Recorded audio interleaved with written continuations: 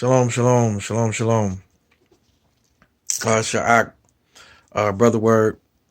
But you probably already know that unless you just clicked on this video like on Facebook or something like that. Um, but I just had a quick thought, and I wanted to get it off my chest. You know, um, society, Western society, has done a number on what you would call quote unquote black people's minds. And when I say black people, I don't mean Hamites. I don't mean Cushites. I mean Shemites, or what the world would call African Americans.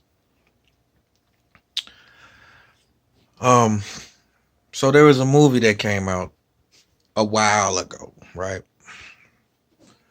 Called Black Panther. And I just seen an ad on Facebook where it was like a soccer team jersey, but it said Wakanda on it with like the number 23 or whatever.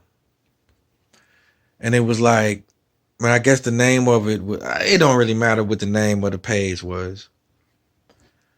And it just made me think of how so-called African American, quote unquote African American or Shemites, have such a deep rooted hate of their own reality, excuse me, that they have to escape to a fairy tale land, to Never Land, damn near. And Peter Pan and Tinkerbell is a whole nother subject.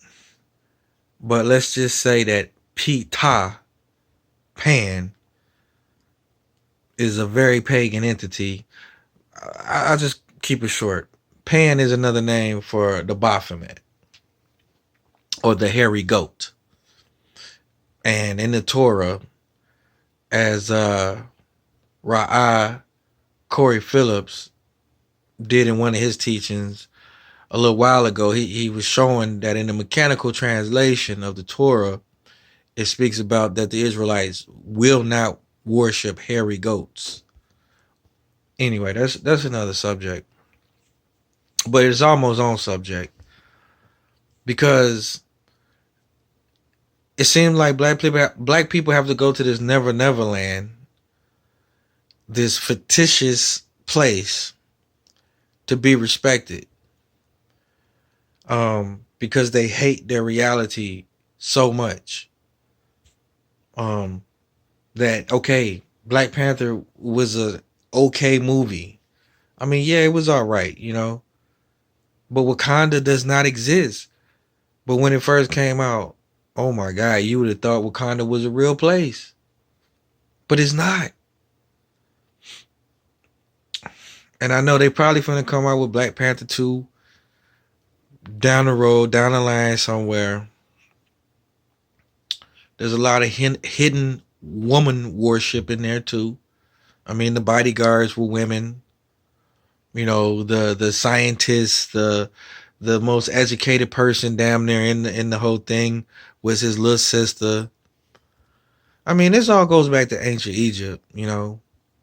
The putting the X over the chest, that goes back to Osiris. I mean, all you gotta do is just look that up. That's so blatant.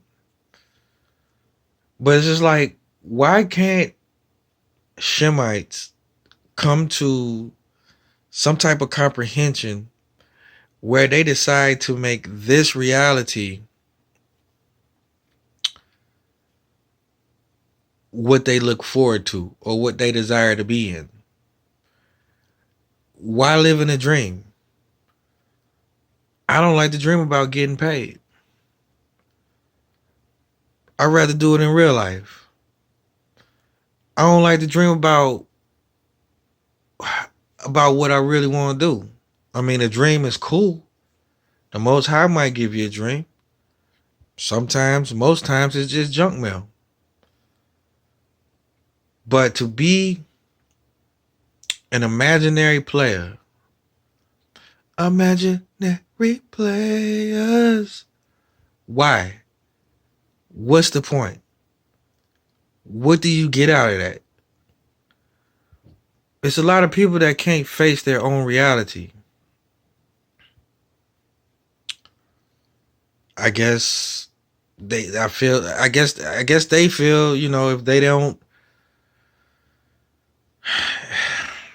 acknowledge the situation they're really in, maybe they can just fake it till they make it or something. I don't know, but you're never gonna make a real Wakanda.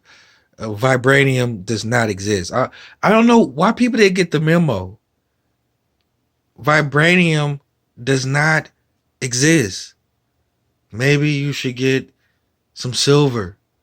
Maybe you should get some gold. Maybe you should work on yourself. Get a skill. Learn to do something. Be an asset.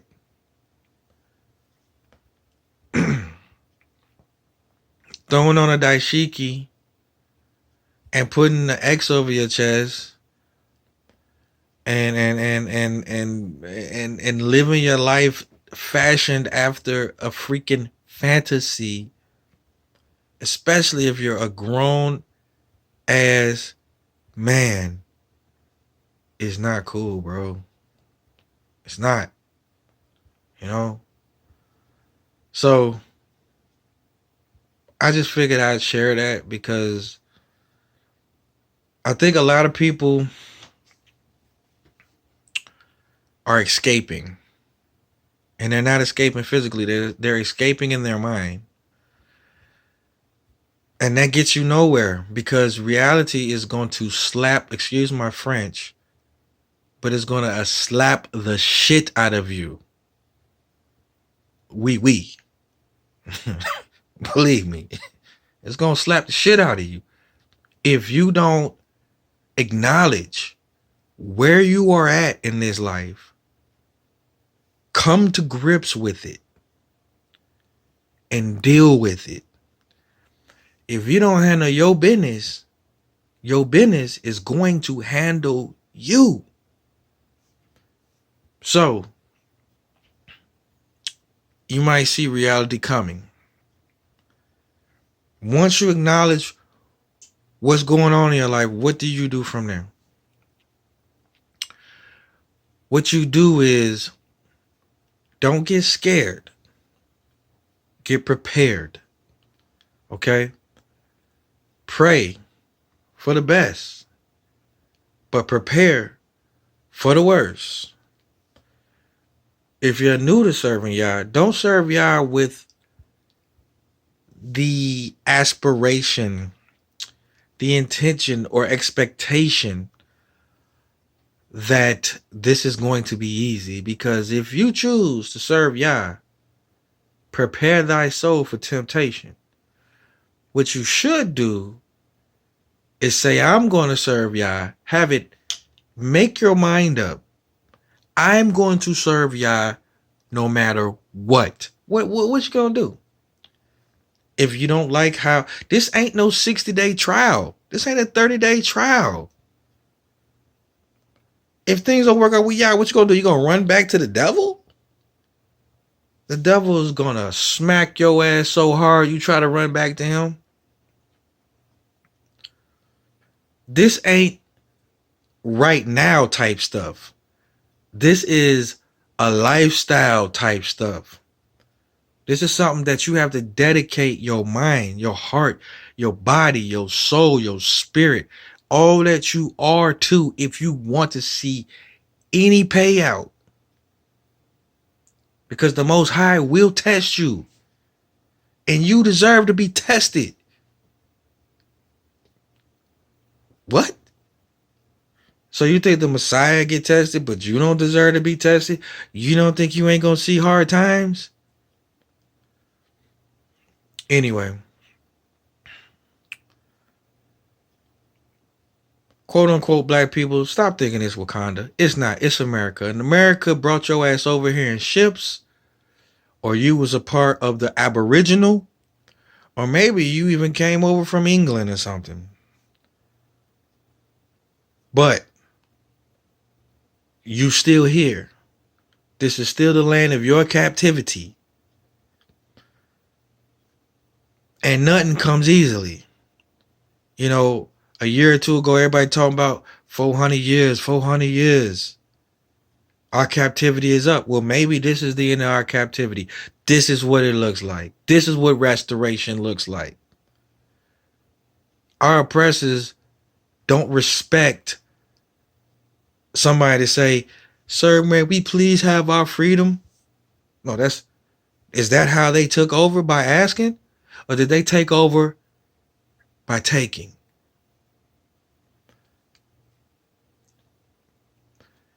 We have to be ready to lay down our lives for what we believe in. Everybody's asking, what do we do if they come to our door with a needle and the police? You fight. You say, I give you 10 seconds to get the F away from my door.